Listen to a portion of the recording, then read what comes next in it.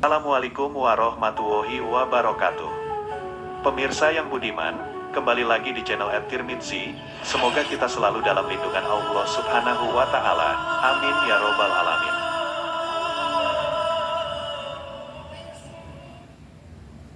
Pada zaman perjuangan, seluruh elemen masyarakat dari berbagai latar belakang ikut bertempur melawan penjajah Belanda maupun Jepang. Tak terkecuali dari mereka, para kaum santri beserta para kiai yang berasal dari dunia pesantren juga turut serta dan terjun ke medan pertempuran. Namun sayangnya, kisah perjuangan para kiai dan santri banyak yang tenggelam dalam narasi sejarah Indonesia. Salah satunya, Kiai Subhi Parakan, yang dikenal dengan Kiai Bambu Runcing. Lalu bagaimana kisah hidup dan perjuangan Kiai Subhi? Bambu runcing adalah senjata yang terbuat dari bahan bambu yang diruncingkan.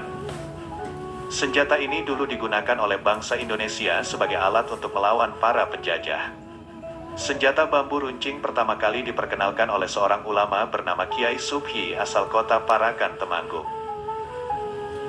Penggunaan bambu runcing sebagai senjata sendiri bermula dari ketiadaan dan kekurangan peralatan perang yang tersedia, sementara perjuangan masih harus terus dilanjutkan.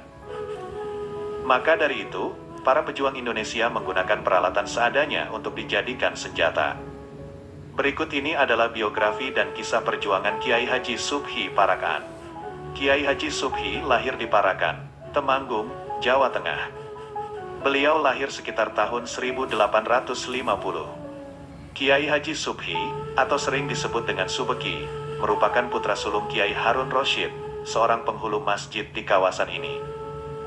Saat masa kecil beliau bernama Muhammad Benjing, kemudian setelah menikah, nama ini diganti menjadi Somowardoyo, kemudian nama ini diganti ketika naik haji, menjadi Kiai Haji Subhi. Kakek Kiai Haji Subhi, bernama Kiai Abdul Wahab, merupakan keturunan seorang tumenggung Bupati Suroloyo Melangi, Yogyakarta. Kiai Abdul Wahab inilah yang menjadi pengikut Pangeran Diponegoro dalam periode Perang Jawa antara 1825 sampai 1830-an. Sejak kecil Kiai Haji Subhi dididik langsung oleh orang tuanya dengan tradisi pesantren yang kuat. Setelah itu beliau kemudian nyantri di pesantren Sumolangu, asuhan Syekh Abdurrahman Sumolangu, Kebumen. Dari ngaji di pesantren inilah, Kiai Haji Subhi menjadi pribadi yang matang dalam ilmu agama dan hingga pergerakan kebangsaan. Parakan merupakan sebuah kota kecil di Kabupaten Temanggung.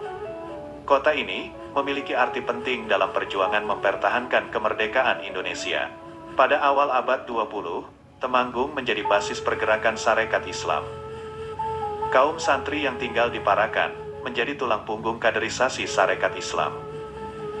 Bahkan saat cabang Sarekat Islam Temanggung dibuka pada tahun 1915, dengan jumlah anggota mencapai 4.507. Di Parakan Temanggung, masa sebelum kemerdekaan sangat memprihatinkan bagi rakyat di sana.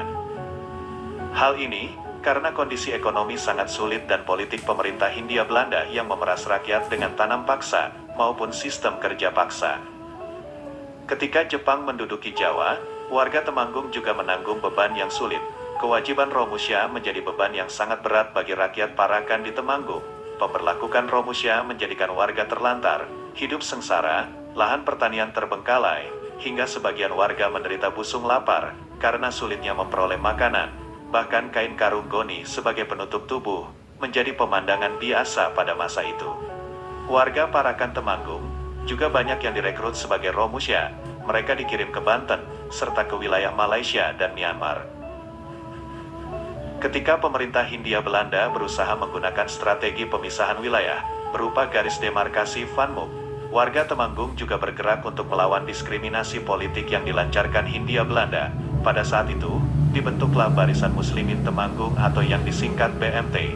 Barisan ini dipelopori oleh para kiai dan santri, yang bertujuan untuk memobilisasi kekuatan rakyat melawan penjajah.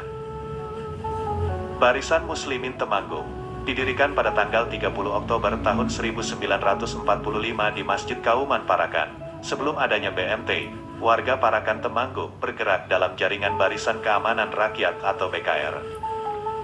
Warga Parakan yang tergabung dalam BKR sempat melakukan serangan terhadap 9 bekas tentara Jepang yang akan menuju Ngadirejo. Ketika melewati Parakan, pasukan Jepang diserbu oleh warga yang terkonsolidasi dalam BKR. Peristiwa penyerangan ini dikenal sebagai peristiwa Batu Loyo. Kemudian setelah adanya barisan Muslimin Temanggung, operasi warga untuk melawan penjajah semakin gencar. Para santri yang tergabung dalam barisan ini menjadi bertambah semangat dengan dukungan para kiai, terutama oleh Kiai Subhi Parakan. Bahkan beberapa kali BMT berhasil menyerbu patroli militer Belanda yang lewat kawasan Parakan. Perjuangan heroik BMT dan dukungan Kiai Subhi mengundang simpatik dari jaringan pejuang santri dan militer. Kemudian beberapa tokoh berkunjung ke Parakan untuk bertemu Kiai Subhi dan para pemuda BMT. Beberapa tokoh tersebut adalah Jenderal Sudirman, Kiai Wahid Hashim, Kiai Zainal Arifin pemimpin Laskar Hizbullah, Kiai Maskur pemimpin Laskar Sabilillah, Kasman Singadimeja, Jaksa Agung, Muhammad Rum, Mr. Wangsanegara, Mr. Sujudi, Ruslan Abdul Ghani dan beberapa tokoh lainnya. Ketika pasukan Belanda menyerbu kembali Jawa pada Desember tahun 1945, barisan santri dan kiai bergerak bersama warga untuk melawan. Pertempuran di Ambarawa pada Desember tahun 1945 menjadi bukti nyata. Bahkan, Jenderal Sudirman berkunjung ke kediaman Kiai Subhi untuk meminta doa berkah dan bantuan dari Kiai Subhi.